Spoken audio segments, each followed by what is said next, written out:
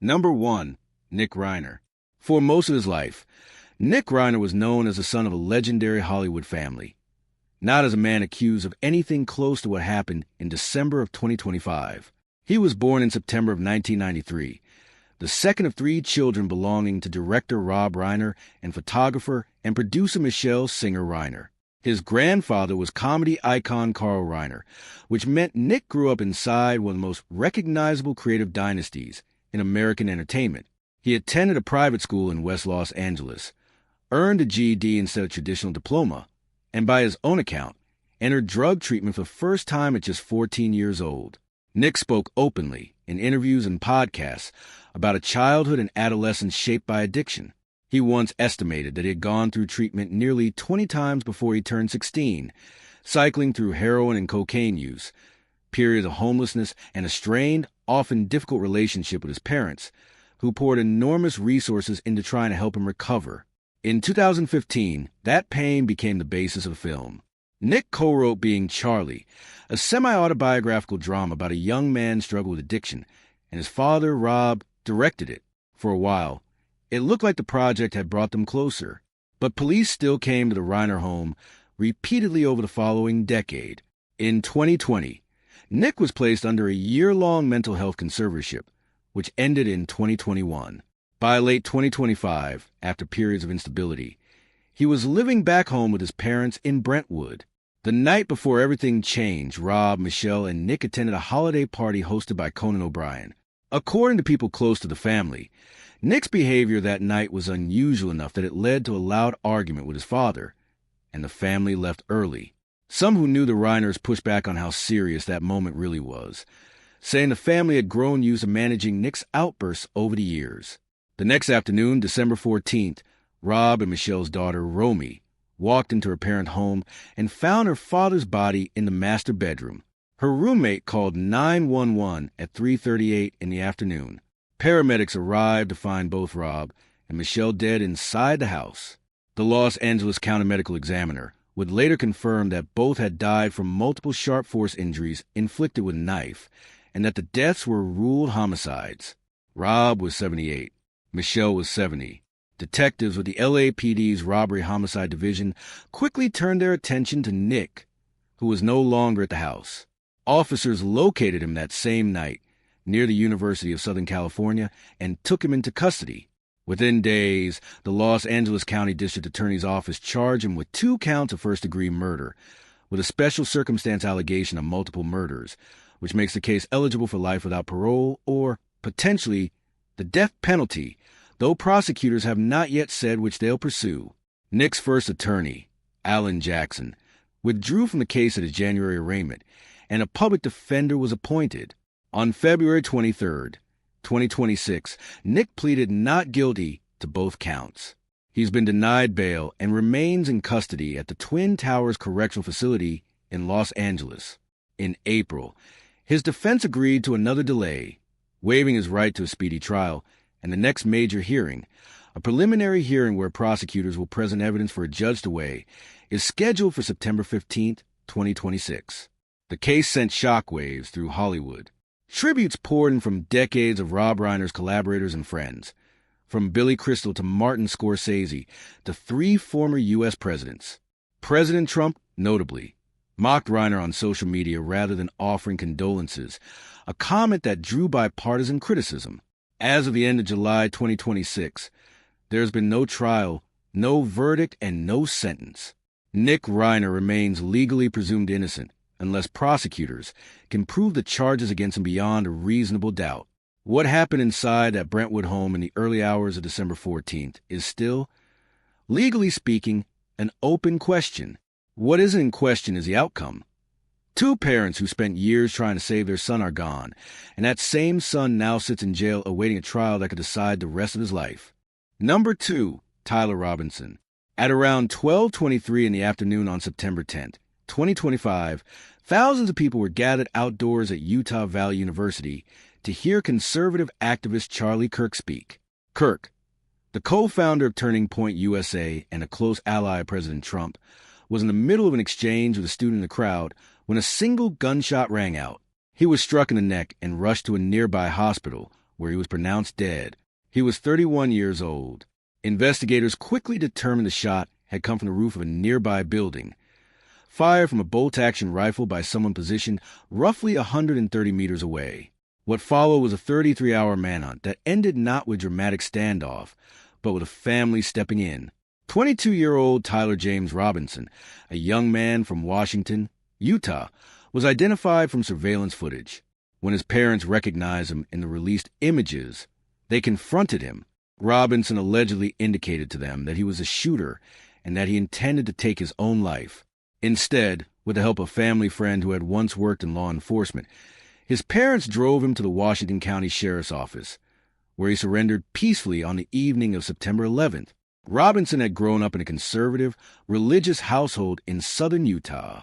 He'd briefly attended Utah State University before dropping out after one semester and was, at the time of the shooting, a third-year student in an electrical apprenticeship program. He had no prior criminal record. According to prosecutors, Robinson's mother told investigators that her son had become increasingly political over the past year and had begun expressing more progressive views than the rest of his family, including support for gay and transgender rights, a shift authorities say put him at odds with Kirk's public positions. Investigators recovered the rifle wrapped in a towel near the campus, along with a footprint, a palm print, and forensic evidence that would later be matched to Robinson through DNA testing. Perhaps just as significant were text messages investigators say were exchanged between Robinson and his roommate and romantic partner, in which he allegedly admitted to the shooting and explained that he could no longer tolerate what he saw as Kirk's rhetoric. Prosecutors also allege he tried to get his roommate to delete evidence and stay quiet. On September 16th, Utah County prosecutors filed 7 charges against Robinson, including aggravated murder, felony discharge of firearm, obstruction of justice, and witness tampering, along with a victim targeting enhancement alleging Kirk was chosen because of his political views. The state announced it would seek the death penalty. Robinson's defense has pushed back hard on the state's evidence, particularly questioning whether ballistics testing can definitively tie a recovered bullet fragment to the rifle, and arguing that evidence about Kirk's political positions doesn't prove what was actually in Robinson's mind that day. A 5-day preliminary hearing was held in July of 2026, where prosecutors laid out surveillance footage, digital messages, and forensic findings. The judge postponed final arguments so both sides could review the full hearing transcript, with the case set to reconvene on September 1st, 2026. As of the end of July, Robinson remains in custody, has not entered a plea, and has not gone to trial. If convicted of aggravated murder, he faces a minimum of 25 years, up to life without parole, or the death penalty. The assassination set off a much larger national reckoning. It became a flashpoint in debates over political violence in America, with the Trump administration launching a campaign against what called left-wing extremism, and with commentators, employers, and government agencies firing or disciplining people over comments about Kirk's death. Kirk's widow, Erica, became a prominent public figure in her own right in the aftermath, forgiving Robinson publicly at his memorial, while also pushing for a swift trial and full transparency in the courtroom. For now, though, the legal process is unresolved, and Tyler Robinson remains, in the eyes of the law, an accused man rather than a convicted one. Number 3, David Anthony Burke. Before any of this, David Anthony Burke was better known by his stage name, D for VD, one of music's fastest-rising young stars. Born in Queens and raised in Houston, Texas, he was homeschooled after 7th grade and grew up singing in a church choir. As a teenager, he started making original music simply to avoid copyright strikes on his Fortnite gaming videos on YouTube. That workaround turned into a career. His 2022 single, Romantic Homicide, went viral, followed by Here With Me, both of which racked up billions of streams. By 2025, at just 20 years old, he had signed with a major label, opened for SZA, performed at Coachella, and released his debut studio album, Withered. Then, in September of 2025, everything about that trajectory collided with something much darker. Workers at a Hollywood tow yard noticed a foul odor coming from an abandoned Tesla and called police. Inside the front storage compartment, officers discovered human remains. On September 16th, The Los Angeles County Medical Examiner identified the remains as 14-year-old Celeste Rivas Hernandez, a girl from Lake Elsinore who had been reported missing in 2024. The discovery came one day after what would have been her 15th birthday. The Tesla was registered to Burke. Investigators alleged that Burke had known Celeste for years and had maintained an unlawful relationship with her while she was still a minor. When detectives first spoke with him during the earlier missing person investigation, prosecutors say he downplayed the connection. Celeste had returned home for a time, but authorities alleged private contact between them continued. By April of 2025, with Burke's debut album about to drop, prosecutors say Celeste had grown upset about his involvement with another woman and threatened to expose their relationship. On the night of April 23rd, prosecutors allege Burke arranged for Celeste to be brought to his rented home in the Hollywood Hills. Her phone activity stopped shortly after, and she was never seen alive again. 2 days later, his album release is scheduled, and his career carried on publicly as if nothing had happened. In the days that followed, prosecutors say Burke made a series of unusual purchases using an alias, including a shovel, an inflatable pool, a body bag, and power tools, items investigators later recovered and believe were used to conceal Celeste's death and prepare her remains. Months passed with no answers, until that September tow yard discovery brought the case back into the open. Forensic testing turned up DNA matching Celeste's profile in Burke's garage and vehicle, and blue plastic fragments recovered with her remains were matched to the same type of inflatable pool he had purchased. Records also placed his phone and vehicle near a rural site, where her identification card was later found. Burke was arrested on April 16, 2026, nearly 7 months after the discovery. 4 days later, he was charged with murder, continuous abuse of a child under 14, and unlawful mutilation of human remains, with special circumstances alleging the killing involved financial gain, lying in wait, and silencing a potential witness, all of which make him eligible for the death penalty, though no final decision on that has been announced. He pleaded not guilty to every charge. A 5-day preliminary hearing was held in July 2026, where the defense argued prosecutors hadn't proven deliberate intent or conclusively established that Burke caused her death. On July 27th, the judge disagreed, ruling that probable cause existed on all 3 charges and ordering Burke to stand trial. As of the end of July 2026, Burke remains in custody without bail, with his next arraignment set for August 31st. Reporters later learned that a significant amount of child sexual abuse material was found on cloud storage tied to Burke, evidence still being processed. Since his arrest, nearly every professional relationship he had has ended. Labels dropped him, brands pulled his endorsements, and collaborators removed his music from their own projects. What started as a story about a teenager turning gaming videos into a music career has become a case that will likely define the rest of his life, one way or another, once a jury finally hears it. Number 4. DeCarlos Brown Jr. On the evening of August 22nd, 2025, 23-year-old Iryna Zarutska boarded the Lynx Blue Line light rail in Charlotte, North Carolina, after finishing a shift at a local pizzeria. Iryna had fled Ukraine with her family in 2022 after the Russian invasion forced them into a bomb shelter for months. She'd settled in North Carolina, learned English, and was building a new life, one she hoped would eventually include work as a veterinary assistant. She sat down on the train directly in front of a man named DeCarlos DeJuan Brown Jr. There was no interaction between them, no argument, nothing that witnesses later described as unusual. About 4 minutes after she sat down, according to prosecutors, Brown pulled a folding knife from his hoodie and stabbed her 3 times from behind, including once in the neck. She collapsed and could not be saved. Brown got up, walked through the train car, and got off at the next station, where officers were waiting. He had a cut on his hand and was taken into custody almost immediately. Brown was 34 at the time, and it turned out he was known to Charlotte area police long before that night. Public records showed more than a dozen prior arrests dating back to 2007, including a robbery conviction that put him in prison for roughly 5 years. After his release in 2020, his family says he began showing serious signs of mental illness. He was diagnosed with schizophrenia, and his mother told reporters she had tried to have him involuntarily committed but was denied, something advocates say reflects how difficult it is to secure psychiatric holds under current law. In January of 2025, Brown was arrested for misusing the emergency call system after repeatedly phoning police from a hospital, claiming that an artificial substance had been implanted inside his body and was controlling him. He was released, and a follow-up mental health evaluation ordered by a judge was never completed before August arrived. Brown was charged with first-degree murder in North Carolina State Court and separately indicted by a federal grand jury for committing a fatal act on a mass transportation system, a charge that can carry life in prison or the death penalty. But neither case moved toward trial in any conventional way. In December 2025, a North Carolina psychiatric hospital found Brown incapable of understanding the state proceedings against him.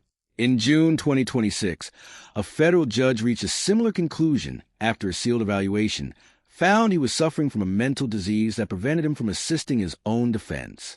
The judge ordered him hospitalized for up to 4 months for treatment aimed at restoring his competency, a ruling that determines nothing about guilt or innocence, only whether he currently understands the legal process well enough to participate in it. As of the end of July 2026, Brown remains in federal custody, with a state murder case on hold behind the unresolved federal one. He has not been tried, convicted, or sentenced. The attack, captured on surveillance video that was withheld from the public for weeks and then released in September, spread rapidly online and became a flashpoint in national debates over transit safety, mental health policy, and the criminal justice system's handling of repeat offenders. It led North Carolina lawmakers to pass what's become known as Iryna's Law, tightening cashless bail rules and setting up new requirements for mental health evaluations of certain defendants. And it prompted the U.S. House of Representatives to pass a bill requiring greater transparency around cashless bail practices nationwide. For Iryna Zarutska's family, who had already survived one country's collapse into war, the case became something they never expected, a fight for accountability in the country they had come to for safety. Number 5, Travis Decker. On the evening of May 30th, 2025, Travis Decker picked up his 3 daughters, 9-year-old Peyton, 8-year-old Evelyn, and 5-year-old Olivia, for a court-approved visit, with instructions to return them to their mother in Wenatchee, Washington by 8 o'clock that night. He never brought them back.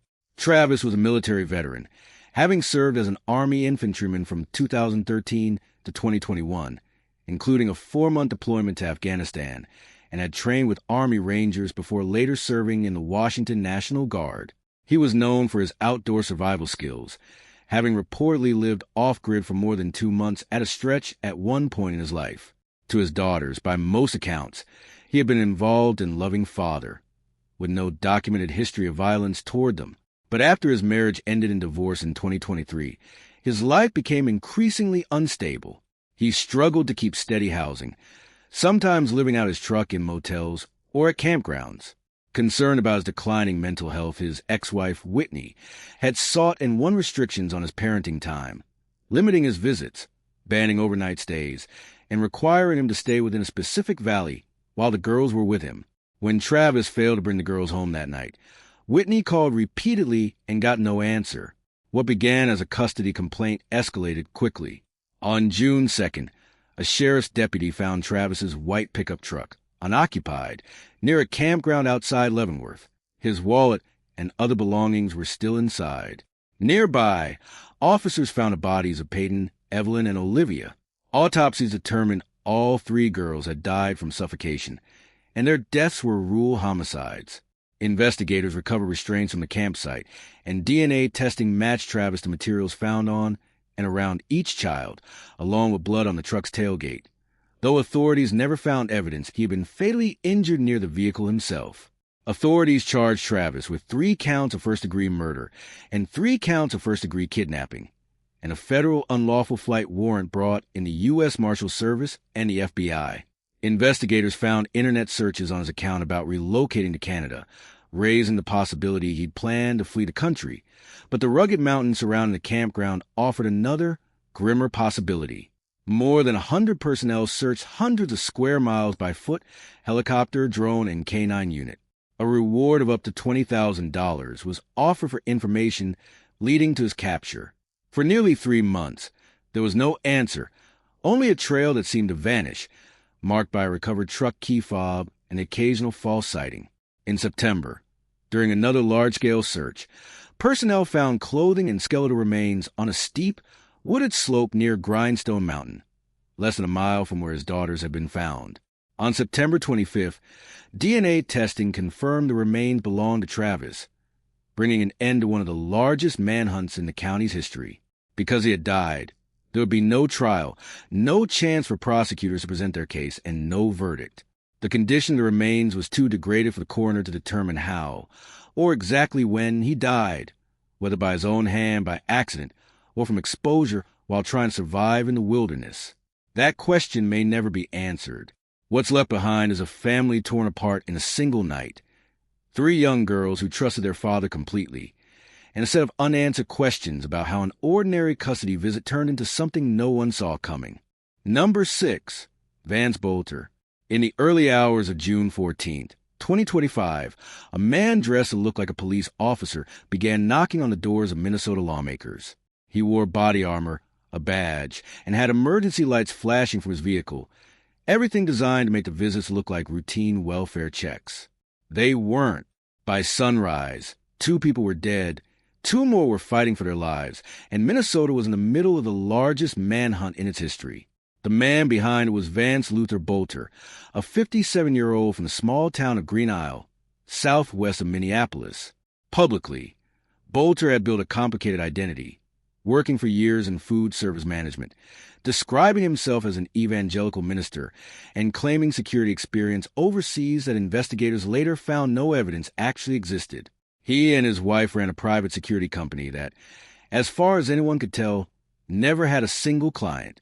He had served on Minnesota's governor-appointed Workforce Development Board under both Republican and Democratic administrations, and to many who knew him, he seemed devoutly religious and politically conservative, but not someone capable of violence.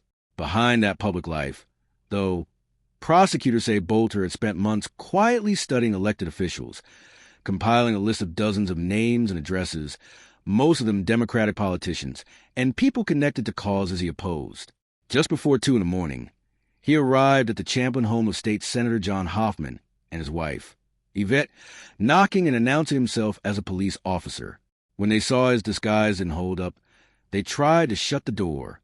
Bolter opened fire, seriously wounding both of them before their daughter managed to help stop him from getting further into the house.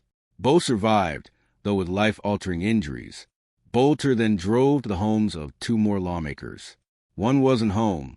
At the other, a responding officer mistook his vehicle for a fellow squad car and let him slip away, a moment that may have prevented a 3rd attack. At around 3:30 that morning, he arrived at the Brooklyn Park home of Melissa Hortman, the former Minnesota House Speaker and a leading figure in the state's Democratic caucus, and her husband, Mark. Police were already en route for a welfare check when they arrived to find what looked like another officer's SUV in the driveway. According to the case he later pleaded guilty to, Bolter attacked Mark, forced his way into the house, and killed Melissa as well before escaping out the back as officers exchanged gunfire with him. Both Mark and Melissa died from their injuries. Bolter abandoned his SUV, which was packed with firearms, ammunition, disguises, and notebooks listing dozens of potential targets.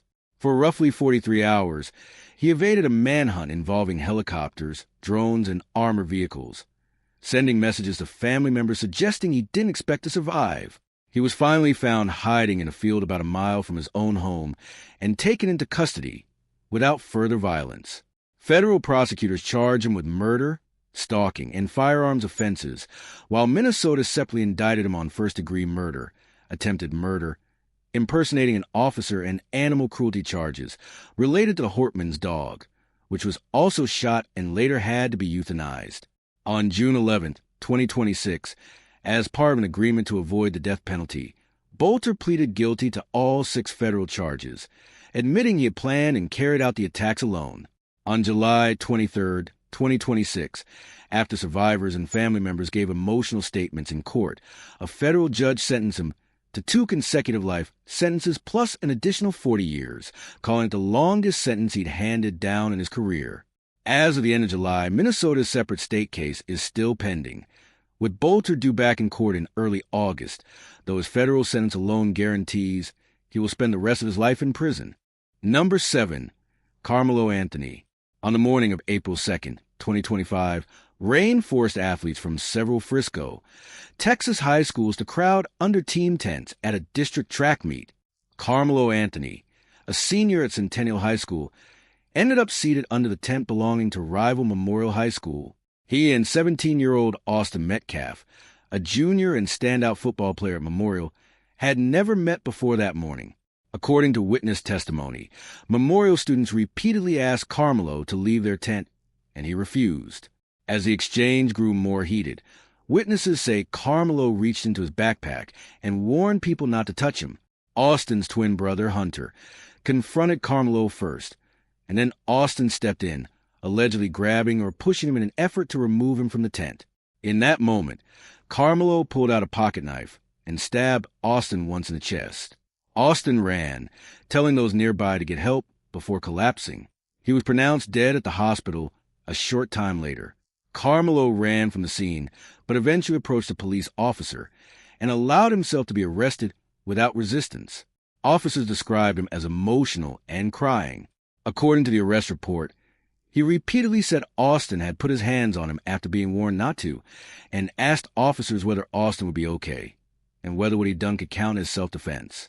He was charged with murder and initially held on $1 million bond, later reduced to $250,000 after a judge considered his age, clean record, and strong ties to the community. He was released under strict conditions, including house arrest and electronic monitoring.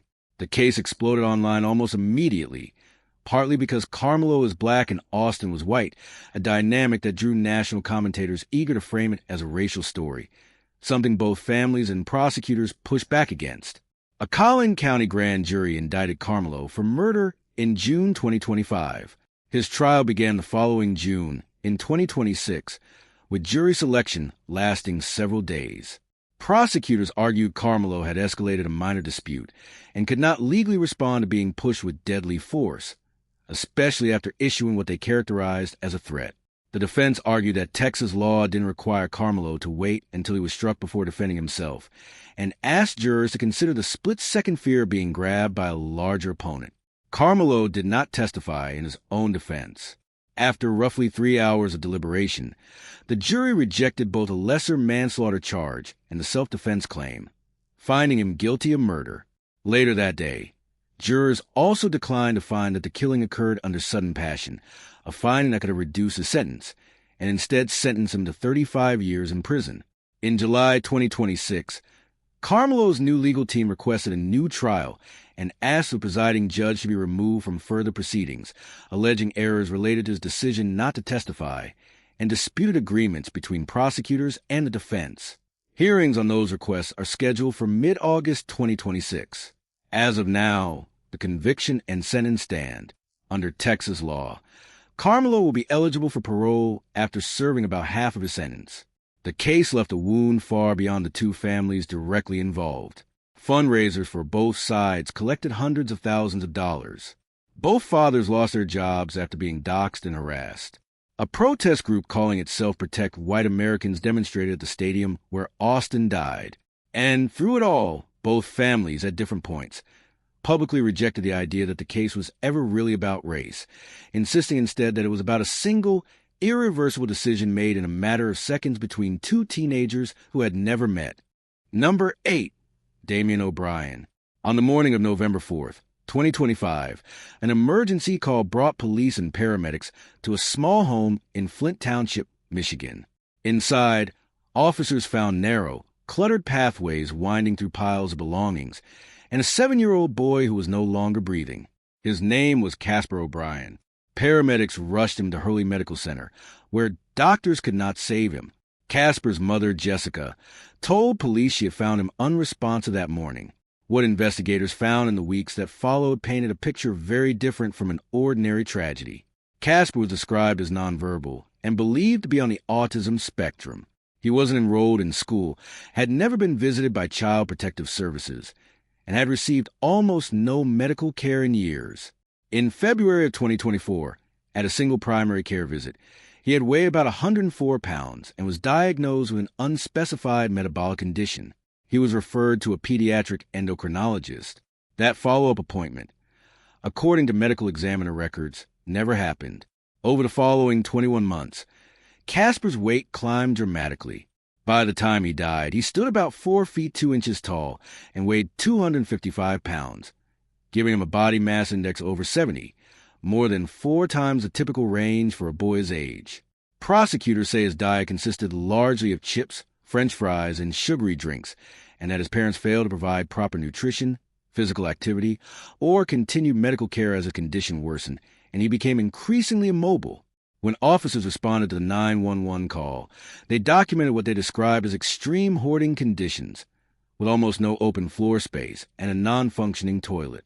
Casper was found on a makeshift sleeping area he reportedly shared with his parents and his younger sister. The medical examiner determined he died of dilated cardiomyopathy, a condition where the heart becomes enlarged and too weak to pump effectively, often associated with severe obesity, with morbid obesity listed as a contributing factor. Investigators also documented severe skin conditions they believe reflected prolonged neglect of his hygiene and mobility. Casper's 5-year-old sister was also found in the home, described by authorities as significantly overweight, poorly groomed, and suffering from a persistent cough. She was removed and placed into foster care. One especially difficult detail surfaced during the investigation. Prosecutors say the parents had contacted a veterinarian about a sick family dog on the very same morning Casper stopped breathing. Evidence, they argue, shows the couple knew how to seek professional care but chose not to for their son. After a 7-month investigation, prosecutors charged both Damien and Jessica O'Brien on June 23, 2026, with second-degree murder, torture, and 3 counts of second-degree child abuse, charges that can each carry a potential life sentence under Michigan law. Damien's attorney has argued the evidence doesn't support the charges and has asked that his client, whom he calls a grieving father, be presumed innocent. Prosecutors maintain this was not an unavoidable medical tragedy, but the result of prolonged, severe neglect. Both parents have been denied bond and remain in the Genesee County Jail. A judge has ordered evaluations to determine their competency to stand trial and their potential criminal responsibility at the time of the alleged offenses. Evaluations that don't determine guilt or innocence, only whether they understood the charges against them and their mental state during the period in question. As of the end of July 2026, neither parent has been convicted or sentenced, and the next court review is scheduled for September. For most of his short life, almost no one outside the house knew what Casper was experiencing. It was only after his death that the full picture of his final months came into view. Number 9, Michael Abbate. On the evening of November 20th, 2025, a gunshot rang out through a secluded home in Pinetop Lakeside, a small mountain community in Arizona's White Mountains. Inside, 59-year-old Carrie Abbate was struck by a single round that came through a window from outside the house. Her nephew, who was with her, heard the sound, found her, and called 911. She was rushed toward a hospital roughly 10 miles away, but died before she could be saved. More than 400 miles away, in California's Imperial Valley, her estranged husband, Michael Abbate, appeared to be spending an ordinary evening at home. Michael came from a prominent Imperial Valley farming family, with roots going back generations, and had served on a regional irrigation board for several years. He and Carrie married in 1992 and raised 3 children together, with a life that included multiple properties, international travel, and private schooling. But after more than 30 years of marriage, things fell apart. Carrie left their home in 2023 and moved to the family's large property in Pinetop, near her own relatives, and the couple ended a bitter divorce, arguing over spousal support that eventually rose from an initial $5,000 a month to a request for $30,000. Court filings unsealed later revealed something even larger at stake, a family trust reportedly worth around $200 million, which, according to those documents, Michael would gain control of if Carrie died. Investigators also noted that the couple's Arizona property was due to be formally appraised just 2 days after her death, as part of their ongoing divorce negotiations. On the day of the killing, prosecutors alleged Michael left the Imperial Valley in his pickup truck and drove toward Arizona, with license plate readers allegedly tracking the vehicle near Globe, Arizona, roughly 2 hours from Pine Top, in the early afternoon. There was no sign of forced entry or a struggle inside the home, and no obvious suspect nearby when Carey was shot from outside. Investigators say his truck was tracked again near Globe later that night, this time heading away from the area, and had returned to California by the following morning. Timing, prosecutors argue, is consistent with a rapid round trip made specifically to carry out the killing. 3 days later, Michael called emergency services from his own farm following what was described as an apparent attempt to take his own life, reportedly connecting his emotional state to Carey's death and its effect on their children. His attorneys have cautioned against reading that incident as any kind of admission of guilt. In December, detectives searched properties connected to the Abadi family in El Centro, seizing a significant number of firearms, though nothing has been publicly confirmed as the weapon used in the shooting. On December 23rd, a Navajo County grand jury indicted Michael for first-degree murder. He was arrested that same day in El Centro and extradited to Arizona, where he pleaded not guilty and had his bail set at $5.5 million. His attorneys have consistently urged the public to withhold judgment until the evidence is tested in court, noting that the case against him remains built largely on circumstantial travel records, financial motive, and physical evidence recovered during searches. As of the end of July 2026, Michael Abadi has not stood trial, has not been convicted, and remains legally presumed innocent. If convicted of premeditated first-degree murder, Arizona law allows for a sentence of life imprisonment or, under certain circumstances, the death penalty. For over 3 decades, Michael and Carey built a life together across a farming empire spanning multiple states. By the time of her death, nearly all of it had become the subject of a courtroom fight. What remains undisputed is that Carey had returned to a community where her family's history began, hoping to start over, and instead died inside the home where she should have felt safest.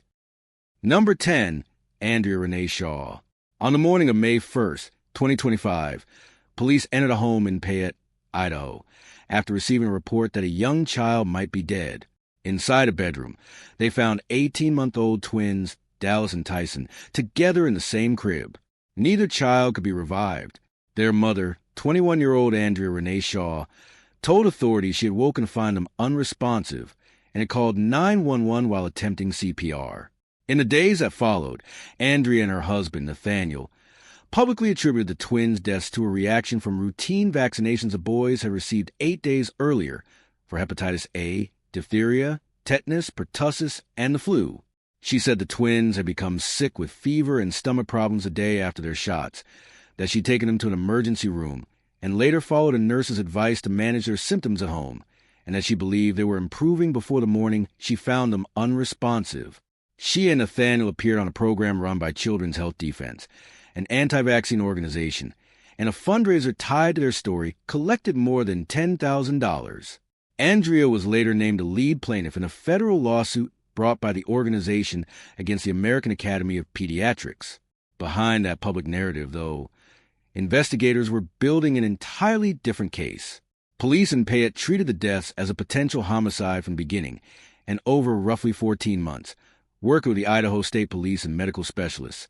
They say they ruled out heat, illness, and the vaccines as the cause of death. At a later bond hearing, a prosecutor stated that the medical examiner had concluded both boys died from suffocation. Independent physicians who reviewed the publicly available medical details for reporters also rejected the vaccine explanation, noting that a severe allergic reaction typically shows up within minutes or hours, not more than a week later. Prosecutors further alleged that Andrea changed parts of her account when confronted with evidence during the investigation, while Nathaniel's statement, that he had been asleep at the time, remained consistent throughout. On June 29, 2026, a Payette County grand jury indicted Andrea on 2 counts of first-degree murder, alleging she acted deliberately and with premeditation to suffocate both children. An indictment establishes probable cause for prosecution, not guilt, and Andrea's attorney has strongly criticized the secrecy of the grand jury process that produced it. She was arrested the following afternoon, just 5 days after delivering another child by emergency cesarean section, a newborn girl who had arrived about 3 weeks early and briefly needed neonatal care. Her attorney asked that her $2 million bond be reduced to $100,000 so she could recover from surgery and care for her newborn.